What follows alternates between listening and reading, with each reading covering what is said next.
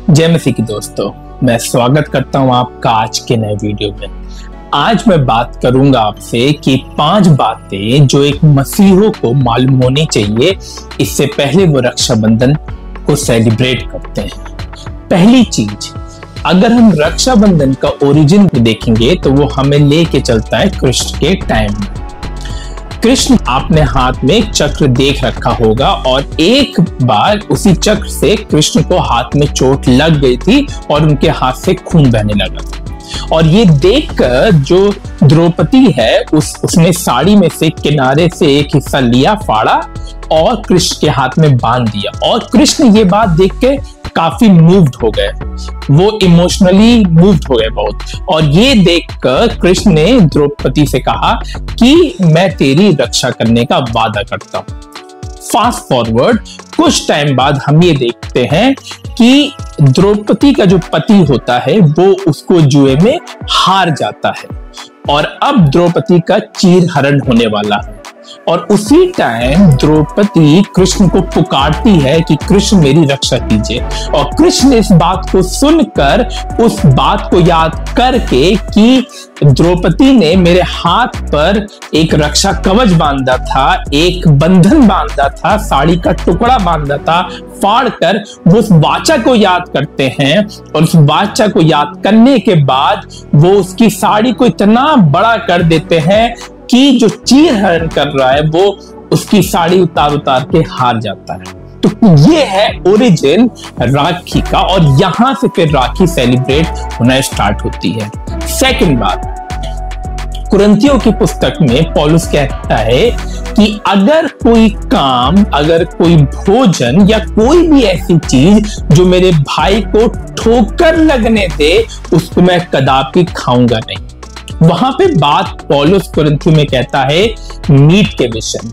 तो अगर मसीहों का रक्षाबंधन सेलिब्रेट करना अगर किसी और मसीह के लिए ठोकर का कारण है तो हमें वो चीज नहीं करनी चाहिए। देखिए, इस आइडिया में कुछ गलत नहीं है कि भाई बहन की रक्षा करता है।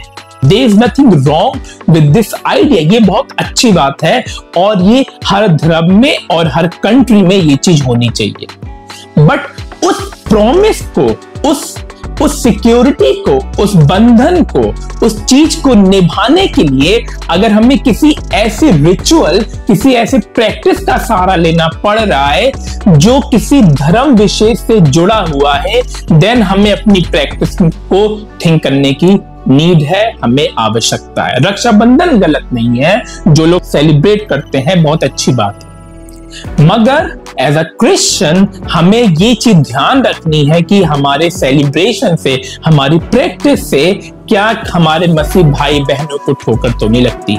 तीसरी बात, ये जो सिक्योरिटी वाली चीज है, ये जो बात है कि हम अपनी बहन की रक्षा करेंगे, ये बिना बंधन के भी हो सकती है, ये बिना किसी प्रॉमिस के भी हो सकती है। और बहन क्या, कोई भी औरत, कोई भी लड़की की रक्षा करना एक अच्छी बात है और इसके लिए हमें किसी प्रकार के बंधन की आवश्यकता नहीं है, हम ये खुद से कर सकते हैं। हमें ये मानवता है, ये इंसानियत है, ये ह्यूमैनिटी है।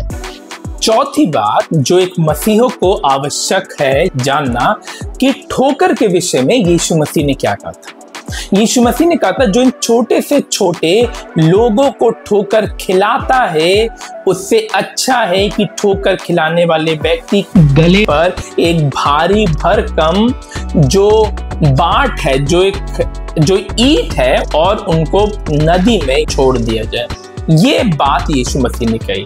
तो हम एक मसीह भाई बहन ये देखें कि अगर उनके इस एक्टिविटी से अगर किसी और मसीह भाई बहन को ठोकर लग रही है, अपनी चीजों को परखने की आवश्यकता है कि जो मैं कर रहा हूं कहीं से किसी और भाई बहन, मसीह भाई बहन को चोट या उनके विश्वास को घात तो नहीं हो रहा है। पांचवी चीज, सबसे बड़ी सुरक्षा, सिक्योरिटी हमें मिलती है यीशु मसीह के बलिदान से, यीशु मसीह के क्रूस से। क्रूस पर यीशु मसीह ने परमेश्वर का क्रोध सहन कर लिया और हम सब लोगों को पाप के दंड से छुड़ा दिया। इससे बड़ा सिक्योरिटी, इससे बड़ी सिक्योरिटी, रक्षा अगर कोई हमें दे सकता है तो वो सिर्फ यीशु मसीह है, और यीशु मसीह ने वो देकर बताया है। इससे बढ़कर कोई जन हमें सिक्योरिटी, कोई जन हमें रक्षा नहीं दे सकता है। अच्छी बात है, ये रक्षाबंधन का फेस्टिवल है, मगर रक्षाबंधन का फेस्टिवल हमें याद दिलाता है कि जो सबसे बड़ी सिक्योरिटी, जो सबसे बड़ी रक्षा करने की बात किसी व्यक्ति ने करी है वो यीशु मसीह है। और ये किसी धागे से नहीं हुआ है, ये यीशु मसीह के लहू से हुआ है। क्रूस पर यीशु मसीह ने अपना लहू हमारे और आप के लिए बहाया है। अब हमें उस लहू पर, यीशु मसीह पर विश्वास करने की आवश्यकता है और ये कहने की आवश्यकता है, हाँ यीशु मसीह आप मेरे पापों के लिए मारे गए, गाड़े गए और 3 दिन बाद जी उठे, और यीशु मसीह आपको वो रक्षा देगा जो एक रक्षा बंधन का धागा आपको नहीं दे सकता। तो हर एक मसीहों को ये बातें मालूम होनी चाहिए। जय मसीह।